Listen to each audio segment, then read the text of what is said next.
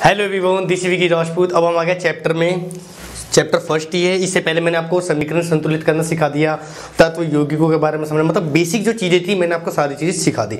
अब हम आगे उसके बेसिक कॉन्सेप्ट पे, जहाँ पे मैंने यहाँ पे टॉपिक्स लिख रखे हैं जो हम इस वीडियो के अंदर क्लियर करेंगे। मैं आपको थोड़ा सारी चीज़ समझाऊंगा जिससे कि आप एग्जाम देते समय कंफ्यूज ना रहो कि अपन करेंगे या करेगा।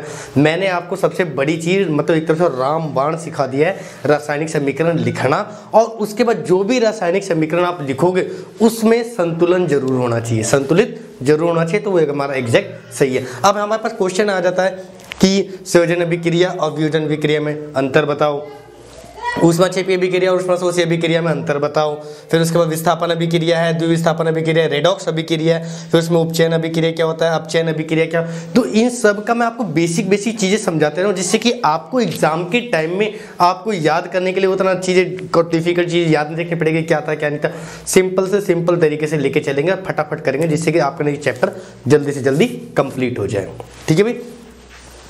और जिन बच्चों ने चैनल सब्सक्राइब नहीं कर रखा है, पहली बार है चैनल पे, तो प्लीज़ चैनल को सब्सक्राइब करके मोटिवेट करते रहो, जिससे कि मैं भी आगे रेगुलर कंसिस्टेंसी के साथ आपको वीडियो देता रहूं। ठीक है भाई। तो सबसे पहला हमारा टॉपिक आता है संयोजन अभिक्रिया। संयोजन नाम से पता चल रहा है। ठीक है भाई। सबसे पहला टॉपिक हमारा संयोजन अभिक्रिया। मैं यहाँ पे टॉपिक के पूरा नाम नहीं लिख रहा, मैं सीधा सीधा वो लिख देता हूँ जिससे कि आपको ध्यान रहेगा। पहला है हमारा संयोजन अभिक्रिया। संयोजन का मतलब बेसिकली होता क्या है? संयोजन मतलब कि जोड़ना। संयोजन मतलब जोड़ना। तो संयोजन अभिक्रिया में आपको सिंपल सा बता रहा हूं कि वह अभिक्रिया आप लिखोगे, मेरी बात को अच्छी तरह से गांठ बांध लो। अगर बुक्स में से उसमें से जाओगे तो आपको थोड़ा सा और लंबी चौड़ी लाइन मिलेगी जिसको याद करने में डिफिकल्ट हो। तो जो मैं बोल रहा हूँ एज इट इज आप लिख लेना, जिससे कि आपको अच्छी तरह से याद हो, एकदम सिंपल से सिंपल तरीके में, मतलब जिसे कहते हैं ना मरे से मरा, वो बता रहा हूँ आपको। ठीक है ना, जो कि तुरंत के तुरंत अपन याद हो जाए, काम दे दे के खत्म। तो आ जाते हैं संयोजन अभिक्रिया पे।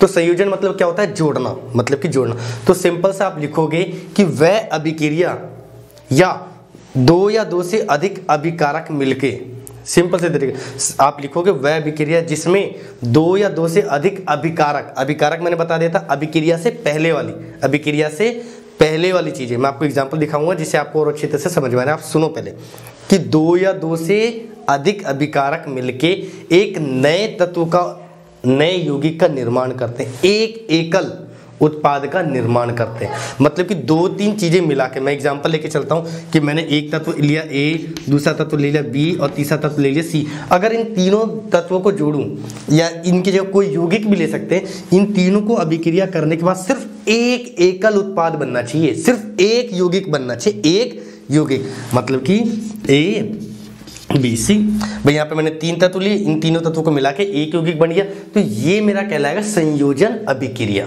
कौन सी अभिक्रिया? संयोजन अभिक्रिया। आगे बात समझ में कि भाई दो से अधिक अभिकारक मिला के एक एकल उत्पाद का निर्माण करते हैं, उससे हम बोलते हैं संयोजन अभिक्रिया। ठीक है भाई। मैं आपके बुक में से एग्जाम्पल बता देता हूं। जैसे कि बुक में दे रखा है कार्बन है और ऑक्सीजन है, इनको मिला के बना दिया CO2। ठीक है भाई। कार्बन है, ऑक्सीजन है, इनको मिला के बना दे CO2। कार्बन एक अलग तत्व है, ऑक्सीजन एक अलग तत्व है, इन दोनों तत्वों को मिला के एक एकल उत्पाद का निर्माण हुआ। भाई एक एकल उत्पाद का निर्माण हुआ है, उसे बोलते हैं संयोजन अभिक्रिया। ठीक है भाई।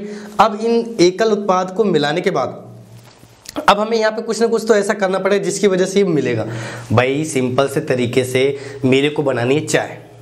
चाय के लिए मेरे को चाहिए दूध, मेरे को चाहिए चीनी, मेरे को चाहिए चाय पत्ती। बस सिंपल सी दूध, चीनी, चाय पत्ती और थोड़ा सा पानी। ठीक है भाई। इन सब को मिला के मेरे पास बन जाएगी चाय। अब मैं आप लोगों से पूछता हूं कि क्या मैं पानी लूं, उस पानी के अंदर मैं दूध डालूं, दूध को डालने के बाद चीनी डालूं, चीनी को डालने के बाद चाय पत्ती डालूं। ठीक है भाई। डालने के बाद क्या वो चाय बन जाएगी? नहीं। बन जाती है तो मेरे को कल स्कूल में ला के पिला देना, सर ये रहा पानी, चीनी डाला, शुगर, दूध डाला, चाय पत्ती डाला, बन जाएगी चाय? नहीं। उसके लिए उसको हमें गर्म करना पड़ेगा, उसके लिए हमें गर्म करना पड़ेगा। सही टाइम पे सही मात्रा में उसको गर्म करें, जब जाके एक अच्छी खासी मस्त वाली चाय बनती है। ठीक है ना। तो उसी को कहते हैं संयोजन अभिक्रिया। कि संयोजन अभिक्रिया किसे कहते हैं? कि भाई एक या दो से अधिक तत्वों को मिला के एक यौगिक का निर्माण करते हैं। उस यौगिक के निर्माण के लिए हमें बीच में ऐसा कुछ ना कुछ तो करना पड़ेगा जिसकी वजह से वो उत्पाद बना है। तो यहाँ पे कार्बन और ऑक्सीजन इनको साथ में करने के लिए यहाँ पे मेरे को इनको ऊष्मा देनी पड़ेगी। ऊष्मा उसको हीट करना पड़ेगा। तो इसके साथ साथ अभी दोनों मिल गए, अब इसके साथ साथ एक गैस भी उसके साथ रिलीज होगी। चाय बन गई, चाय तो बनी, साथ में भाप भी तो निकल रहा है, तो वो तुम्हारे एक तरफ से ऊष्मा निकल रही है, ऊर्जा निकल रही है, ऊर्जा दे रहे हैं, उसके साथ हमारे पास ऊर्जा भी मिल रही है। ठीक है भाई। तो संयोजन अभिक्रिया में एक चीज और ऐड होगा जिसको बोलते हैं ऊष्माक्षेपी अभिक्रिया। क्या भाई? ऊष्माक्षेपी अभिक्रिया। संयोजन अभिक्रिया अच्छे तरह से समझ में आ गई कि भाई दो या दो से अधिक तत्व या यौगिक मिलकर एक एकल उत्पाद का निर्माण करते हैं, उसे तो हम संयोजन अभिक्रिया कहते हैं। मैंने सीधा सा दो तत्व ले लिए, इसकी जगह कोई और एग्जांपल ले लो। मैंने क्या कर लिया भाई, हाइड्रोजन ले लिया, ऑक्सीजन ले लिया, इनका मिक्स करके 2H2O बना दिया। सिंपल सा, दैट्स इट। अब 2H2O में यहाँ पे तो 4 हो गए, यहाँ पे 2 हो गया, तो यहाँ पे मैंने इसको संतुलित कर दिया। अब हाइड्रोजन भी 4 हो गई, इधर भी हाइड्रोजन 4 हो गई, इधर ऑक्सीजन 2 हो गई, इधर भी ऑक्सीजन 2 हो गया, बन गई संयोजन अभिक्रिया। तो इस तरह से संयोजन अभिक्रिया में मेरे पास दिमाग में एक चीज क्लियर हो गई कि भाई दो या दो से अधिक अभिकारक मिलाऊंगा तो मेरे को सिर्फ एक एकल उत्पाद मिलना चाहिए, जब जाके मेरा संयोजन अभिक्रिया बनेगी। जैसे मैंने आपको नमक का सूत्र बताया था NaCl, तो आप क्या करोगे, Na लिखोगे, Cl लिखोगे, अभिक्रिया करोगे, सोडियम क्लोराइड बना देना, दैट्स इट। आगे बात समझे। तो इसी तरह से ये हो गई संयोजन अभिक्रिया। उसके साथ है ऊष्माक्षेपी अभिक्रिया। तो ऊष्माक्षेपी अभिक्रिया किसे कहेंगे, जैसे मैंने यहाँ पे एग्जांपल बताया आपको, ठीक है ना। तो आप लिखोगे क्या कि वह अभिक्रिया जिसमें उत्पाद के साथ साथ ऊष्मा भी मिलती है। उत्पाद आ गया, उत्पाद के साथ गैस निकल गई, ऊष्मा मिल गई, कुछ भी चीज एक्स्ट्रा मिल रही है, तो वो हमारे हो गया ऊष्माक्षेपी। तो वह अभिक्रिया जिसमें अभिकारक के उत्पाद के साथ साथ ऊष्मा भी हमें मिल रही है, वह अभिक्रिया ऊष्माक्षेपी अभिक्रिया कहलाती है। आगे बात समझ में अच्छी तरह से कमेंट करो, क्लियर। फिर हम चलते हैं वियोजन अभिक्रिया पे। कौन सी अभिक्रिया पे? वियोजन अभिक्रिया पे। अब सिंपल सर देखो, यहाँ पे आपको एग्जांपल दे रखा, मैं इसको चलो मैं यहाँ पे यहीं पे ले लेता हूँ, ठीक है भाई। अब यहाँ पे मैंने संयोजन अभिक्रिया कर दी कि भाई दो या दो से अधिक तत्वों को मिला के हमने एक एकल उत्पाद का निर्माण किया, उसे कहते हैं संयोजन अभिक्रिया। और ऊष्माक्षेपी अभिक्रिया जिसमें कि हमारे पास एक ऊष्मा भी एक्स्ट्रा उत्पाद के साथ साथ ऊष्मा भी मिल रही, तो हमारे पास होगी ऊष्माक्षेपी अभिक्रिया। अब आ जाते हैं वियोजन अभिक्रिया। तो वियोजन अभिक्रिया इसका जस्ट उल्टा लेके चलेंगे, इसका जस्ट अपोजिट। यहाँ पे मैंने क्या किया, दो या दो से अधिक तत्व मिला के एक एकल उत्पाद निर्माण किया था। वियोजन अभिक्रिया इसका जस्ट उल्टा हो गया। उल्टा इन द सेंस कि एक अकेला अभिकारक का यौगिक, एक अकेला अभिकारक वो टूट के छोटे छोटे अलग अलग तत्वों में मिलके बनते हैं, वो हमारा कहलाता है वियोजन अभिक्रिया। समझ गए। मैं आपके एग्जांपल बुक्स में से लेके बता देता हूँ, छोटा से छोटा, जिससे कि आपको अच्छी तरह से समझ में आ जाए। जैसे यहाँ पे दे रखा चूने का पत्थर CaCO, इसको चूने का पत्थर दे रखा है, इसकी फॉर्मूला बन गया कैल्शियम ऑक्साइड और CO, calcium oxide plus CO, ठीक है भाई। कोबाल्ट बन गया, कॉपर ऑक्साइड हो गया और एक कैल्शियम ऑक्साइड हो गया। कैल्शियम ये सीधा फॉर्मूला हो गया हमारा किसका, चूने के पत्थर का। ये शायद मैंने आपको स्कूल में लिखवाया भी होगा, चूना का पत्थर का फॉर्मूला हो गया। ये एकल अभिकारक मिलके अलग अलग उत्पाद का निर्माण करते हैं, ये हो गया हमारा वियोजन अभिक्रिया। जैसे मैंने संयोजन अभिक्रिया बताया, सेम एज इट इज इसका जस्ट उल्टा हो जाएगा हमारा वियोजन अभिक्रिया। कि भाई यहाँ पे क्या था, दो अभिकारक मिलके एक उत्पाद का निर्माण कर रहे थे, यहाँ पे इसका उल्टा कि एक एकल अभिकारक मिलके दो या दो से अधिक उत्पाद का निर्माण करते हैं, उसे कहते हैं वियोजन अभिक्रिया। अब देखो उसके बाद आता ऊष्माशोषी। ऊष्माक्षेपी में तो क्या था, मेरे को ऊर्जा मिल रही थी, ऊर्जा मेरे को साथ में लास्ट में मिल रही थी। और ऊष्माशोषी नाम से पता चल रहा है भाई, नाम से पता चल रहा है कि हमें अभिक्रिया के साथ साथ उसमें ऊष्मा भी लगानी पड़ेगी। यहाँ पे कोई चीज है, जैसे मान लो घी है, उसके अंदर वो वाली घी आती है ना बाजार में जो मिलती है 400-450 रुपये किलो खोरी में, तो उसमें घी भी रहता है और क्रीम भी रहता है। तो मेरे को घी अलग कर रहा हूँ, क्रीम अलग करना, तो क्या करेंगे, उसको गर्म करेंगे जिससे कि मेरा घी अलग और क्रीम अलग हो जाएगा। ठीक है ना, एग्जाम्पल लेके चल रहा हूँ, सीरियस मत समझना, किसी में आता है, किसी में नहीं आता है। ठीक है ना, तो उससे अपना घी भी निकल गया बाहर और क्रीम भी बाहर निकल गया, तो वो हो गया हमारे पास वियोजन अभिक्रिया। आगे बात समझ में। तो कैल्शियम ऑक्साइड चूने का पत्थर, इसमें हमने ऊष्मा दी, क्या दी भाई हमने, ऊष्मा दे दी। तो अब मेरे पास बन गया कैल्शियम ऑक्साइड और कैल्शियम कार्बन ऑक्साइड, सिंपल सा। कार्बन मोनोऑक्साइड, ये क्या कहलाएगा, कार्बन मोनोऑक्साइड, क्योंकि सिंपल ऑक्साइड है। ठीक है भाई। तो ये अब ऊष्माशोषी में क्या करोगे, ऊष्माक्षेपी में तो था उत्पाद के साथ साथ ऊर्जा भी मिल रही थी, इसमें क्या है कि उत्पाद के साथ साथ ऊष्मा का दोहन होता है। ऊष्मा का दोहन लिख दो, सिंपल सा। दोहन मतलब कि ऊष्मा खर्च होती है भाई, ऊष्मा खर्च होती है, तब जाके हमें वियोजन अभिक्रिया मिलता है। आगे बात समझ में, कमेंट करो यस सर। ठीक है, मैं डेफिनेशन एक बार और बता देता हूँ वियोजन अभिक्रिया की। किसकी, वियोजन अभिक्रिया। ये हमने किया तीसरे नंबर का पार्ट, वियोजन अभिक्रिया, कि वह अभिक्रिया जिसमें एक एकल अभिकारक मिलकर दो या दो से अधिक उत्पाद का निर्माण करते हैं, उसे वियोजन अभिक्रिया कहते हैं। और ऊष्माशोषी अभिक्रिया, वह अभिक्रिया जिसमें हमारे को, वह अभिक्रिया जिसके अंदर ऊष्मा का दोहन हो रहा, ऊष्मा खर्च हो रही है, उसे बोलेंगे ऊष्माशोषी अभिक्रिया। आगे बात समझ में।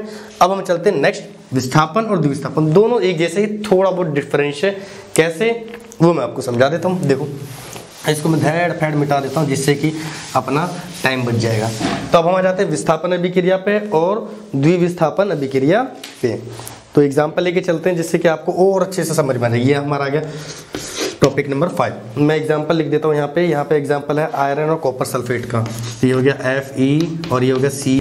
अब हम कर रहे हैं विस्थापन अभिक्रिया। तो विस्थापन अभिक्रिया में आपको बिल्कुल सिंपल तरीके से समझाता हूँ। देखो यहाँ पे मेरे पास दो अभिकारक हैं, दो उत्पाद हैं। ठीक है, मैंने आपको बेसिक्स में आपको अच्छी तरह से बताया था कि हम जो फॉर्मूला बनाते हैं, रासायनिक सूत्र बनाते हैं, उसमें दो तत्व रहते हैं, दोनों तत्व के नीचे संयोजकता लिखते हैं, उनका क्रॉस गुणा करते हैं, उन दोनों को मिला के एक यौगिक बन गया। ठीक है, तो उसी तरह पे यहाँ पे आयरन है, आयरन तो एक सिंगल सा तत्व है।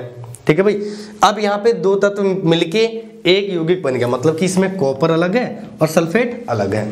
ठीक है भाई।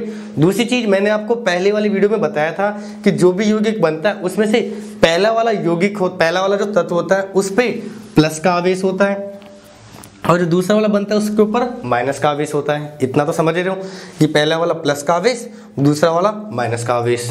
ठीक है भाई, तो ये हो गया कॉपर अलग और सल्फेट अलग। अब समझो, और यहाँ पे जो तत्व दे रखा है जो सिंगल अकेला है वो हमारे पास प्लस का ही होगा। किसका होगा, प्लस का होगा। अब सिंपल से सिंपल तरीके, मतलब मरे से मरा, क्या यहाँ पे ये तत्व है मेरे पास, यौगिक है, सॉरी यौगिक, ये है मियाँ बीवी। क्या है, मियाँ बीवी, मतलब हस्बैंड और वाइफ। ये कॉपर है, सल्फेट है। ठीक है, इन दोनों के बीच में तलाक हो गया, मतलब दोनों अलग अलग हो गए, दोनों अलग अलग हो गए, मतलब ये कॉपर अलग सल्फेट अलग। हंसो मत, कॉन्सेप्ट को समझो, कॉन्सेप्ट जो समझा रहा हूं मैं। ठीक है ना, सर तो मियाँ बीवी पे आ गए। कॉन्सेप्ट को समझने की कोशिश करो जिससे कि आपके दिमाग में अच्छी तरह बात छप जाए। दोनों हस्बैंड वाइफ, कॉपर हस्बैंड हो गया, ये वाइफ हो गई, दोनों अलग अलग, बीच में तलाक हो गया, कॉपर अलग सल्फेट अलग। ठीक है भाई, अब मेरे को ये बताओ कि ये प्लस का, ये भी प्लस का और ये माइनस का। अब जब तीनों अलग अलग होंगे तो कौन किसके पास जाके जुड़ेगा? क्या ये दोनों आपस में एक साथ जुड़ेंगे? नहीं भाई, शादी मर्दों के बीच में थोड़ी ना होगी। सल्फेट इसके साथ जाके शादी कर ले गए। ठीक है ना, तो ये प्लस वाला इस माइनस वाले के साथ जुड़ जाएगा। इट मीन्स ये आयरन और ये सल्फेट हो गया, तो ये जाके मिल गया आयरन सल्फेट, और ये कॉपर अकेला बच गया, ये रंडवा अकेला बच गया, ये रंडवा अकेला आ गया यहाँ पे। ठीक है ना, तो शब्दों पे मत जाओ, कॉन्सेप्ट को पकड़ो। ठीक है ना भाई, ये प्लस का आवेश, ये माइनस का आवेश, इन दोनों को हमने अलग किया, तो माइनस वाला किसकी तरफ भागेगा? प्लस की तरफ। चुंबक है, चुंबक में एक प्लस वाला एक माइनस वाला, दोनों आपस में ले जाओ तो दोनों चिपक जाएंगे। लेकिन अगर दोनों प्लस के होंगे तो नहीं चिपकेंगे, दोनों दूर भागेंगे। तो उसी तरह से ये तीनों मैंने अलग किए, तो ये सल्फेट यहाँ से जाके इसके साथ जुड़ गया, तो ये बन गया आयरन सल्फेट, और एक कॉपर अकेला बच गया। यही अभिक्रिया विस्थापन अभिक्रिया कहलाती है। ठीक है, लिखोगे कैसे?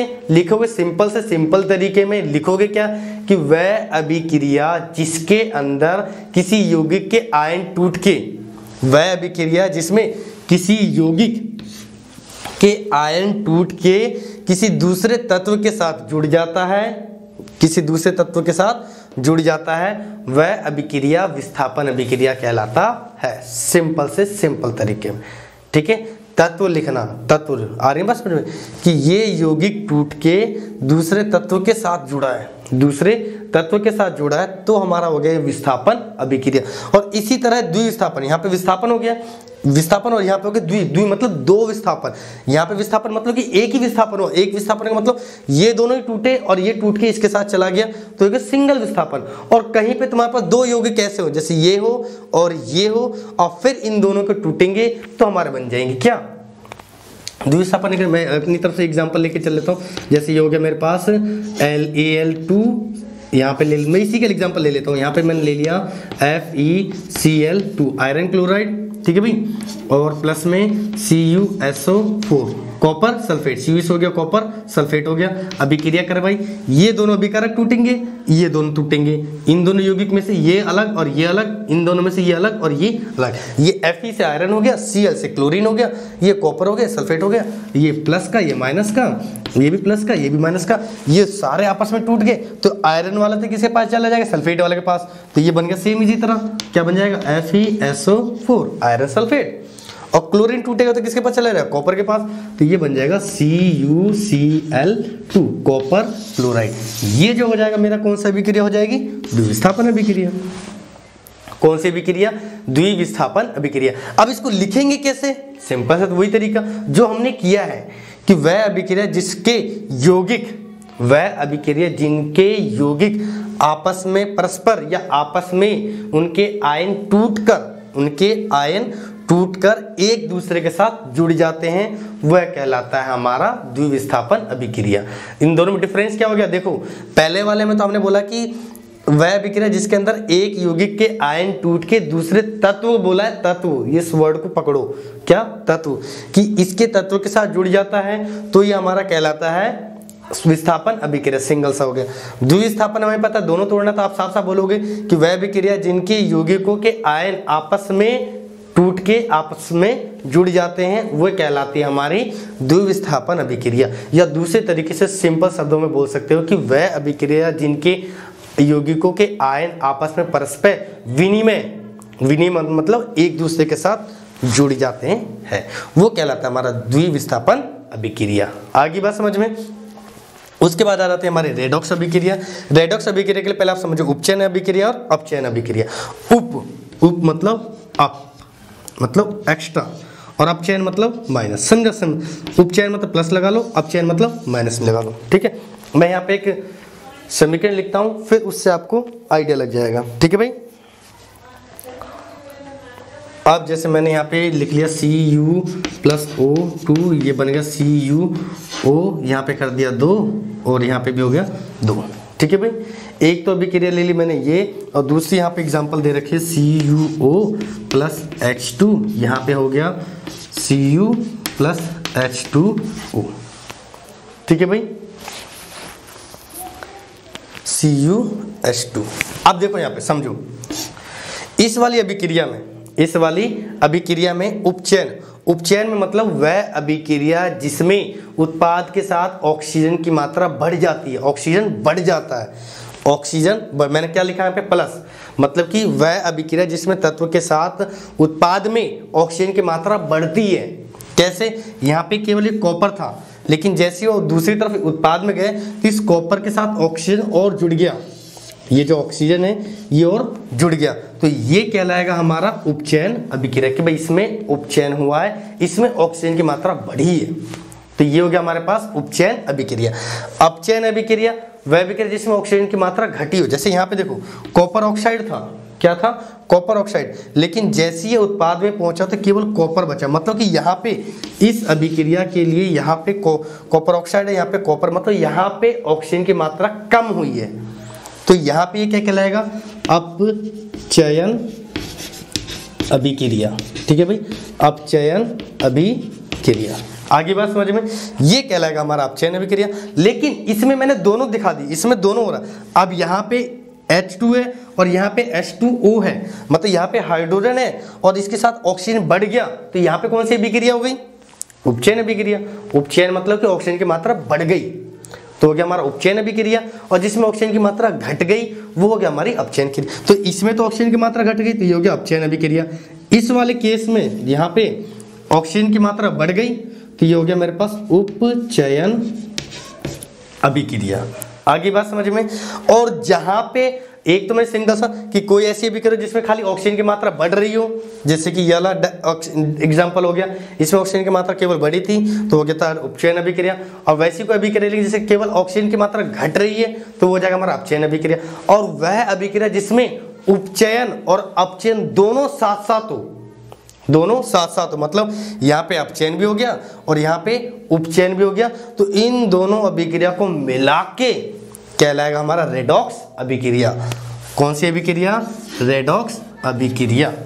आगे बात समझ में कि वह रेडॉक्स अभिक्रिया सिंपल सा आप बोल सकते हो कि वह अभिक्रिया जिसमें उपचयन तथा अपचयन दोनों साथ साथ होते हैं, वह अभिक्रिया रेडॉक्स अभिक्रिया कहलाती है। आगे बात समझ में अच्छी तरह से। तो ये हो गया हमारा रेडॉक्स अभिक्रिया। मैं ये देख रहा था कि आपने कुछ टॉपिक्स रह तो नहीं गया जिससे कि आपको अच्छी तरह से समझ में आ गया हो। तो आई होप ये सारे कॉन्सेप्ट आपको अच्छी तरह से समझ में आ गए होंगे। नहीं समझ में आएगा वीडियो पॉज करो, थोड़ा सा और पीछे जाओ। लास्ट बस 2 टॉपिक और बच गया, संक्षारण और विकृत गंधिता। तो संक्षारण का मतलब मैं सिंपल से बता देता हूँ कि कोई भी ऐसी चीज है जिसके अंदर जंग लगना, सिंपल शब्दों में जंग लगना, वो क्या कहलाता है? संक्षारण, जिसको बोलते हैं कोरोजन, जंग लगना। तो कोई भी लोहे वाली चमकीली कोई भी चीज होती है जिसके अंदर पानी लगता है और बारिश का पानी लगा तो उसके अंदर जंग पकड़ जाता है, तो वो क्या कहलाएगी? हमारी संक्षारण। और विकृत गंधिता वह वस्तु जिसमें कुछ समय बाद रखने पे उसमें फफूंद पड़ जाते हैं, बदबू आ जाती है, वो क्या कहलाते हैं? विकृत गंधिता। मतलब वो पदार्थ टूट टूट के अलग अलग भागों में, गंध वाली चीजों में, जिसमें गंध आती है, बदबू आती है, फफूंद निकल जाते हैं, कीड़े निकल जाते हैं, वो क्या कहलाएगी? हमारी विकृत गंधिता। आगे बात समझ में। आई होप आपको पूरा चैप्टर समझ में आ गया। मैंने इस चैप्टर के अच्छी तरह से पूरे कॉन्सेप्ट क्लियर कर दिए। आपको रासायनिक समीकरण लिखना भी सिखा दिया, रासायनिक सूत्र भी लिखना सिखा दिया, उसको संतुलित करना भी बता दिया। तो ये आपका पहला चैप्टर अच्छी तरह से क्लियर हो जाना चाहिए और आपको अच्छी तरह से याद हो जाना चाहिए। और इन सब क्वेश्चंस के जो भी टॉपिक्स लिखे हुए हैं, सभी टॉपिक्स के स्क्रीनशॉट लो और होमवर्क की कॉपी में सभी में लिखो और उसको याद करके मेरे को मंडे को सुनाना है। और जितनी भी वो लिखोगे उसके साथ एक एग्जाम्पल का फॉर्मूला भी लिखोगे, जैसे मैंने यहाँ पे फॉर्मूले लिखे ना, उसी तरह से एग्जाम्पल के फॉर्मूले भी लिखोगे। ठीक है भाई, आगे बात समझ में। और अब हम मिलेंगे अगली वीडियो में। उससे पहले जो जिसने वो चैनल सब्सक्राइब नहीं किया उस चैनल को सब्सक्राइब करो, नीचे डिस्क्रिप्शन में लिंक है, क्लिक करो, सीधा उस चैनल पे पहुंच जाओ, उसको सब्सक्राइब करो और वहां पे जो भी लेटेस्ट वीडियो आती है उसको हमेशा देखो। उसमें वीक में 2 ही वीडियोस मिलती है जो आपकी लाइफ से रिलेटेड है, आपके काम की चीज है। वो ज्यादा नहीं, 2, 4, 5 मिनट की वीडियो होती है, उनको जरूर जाके देखा करो ताकि आप भी अपनी लाइफ में कैसे इंप्लीमेंट करो और अच्छे खासे पैसे कमाओ और उसको पैसे छोड़ो, अपने आप को ग्रो करो, अपने अंदर इंप्रूवमेंट लाओ, पैसे आपके साथ ऑटोमेटिकली आएगा। ठीक है भाई, अब हम चलते हैं, अगली क्लास में मिलेंगे, तब तक के लिए बाय। और जिसने लाइक नहीं किया हो प्लीज लाइक किए बगैर जाया मत करा करो, कमेंट जरूर करा करो, गुस्सा दिलाते हो हमेशा, कमेंट करो।